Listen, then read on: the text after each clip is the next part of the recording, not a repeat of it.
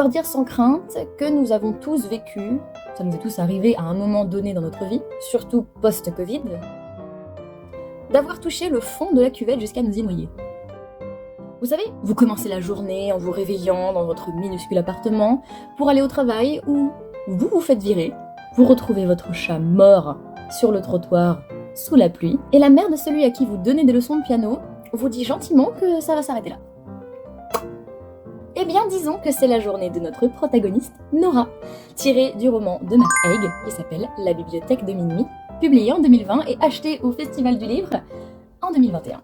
Nora vit à Bedford, en Angleterre, et à la fin d'une journée pareille, comment vous dire, seule dans son appartement, on regrette un petit peu toutes les décisions qu'on a pu prendre dans sa vie. Si seulement j'avais écouté mon père et continué championnat de natation. Pourquoi j'ai pas continué le groupe de musique avec mon frère? Si j'avais rejoint ma meilleure amie en Australie. Bref, Nora, son livre des regrets, c'est pas le petit Larousse portugais, c'est pas le Larousse de poche, c'est un bon gros dictionnaire Hachette. Dans cette nuit pluvieuse, avec toutes ces questions, sans réponse, Nora sombre un peu plus. Et, après le vin, elle fait frapper l'évidence. C'était d'une clarté absolue. Elle n'était pas faite pour ces nuits. Comme quoi, l'alcool, ça fait pas que du bien. Elle va donc choper les médocs dans sa pharmacie, finir sa bouteille et sombre dans son lit.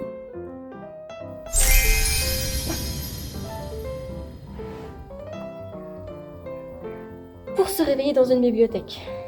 Littéralement. Alors, pas la bibliothèque municipale de Connette-sur-Loquet dans l'Aude, hein. Celle avec le wifi et les codes barres qui marchent pas.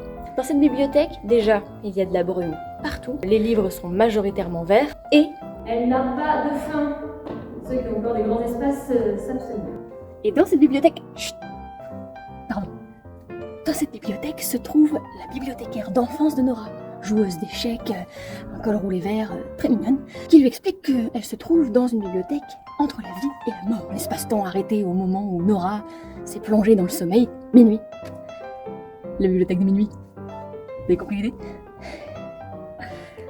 Voilà.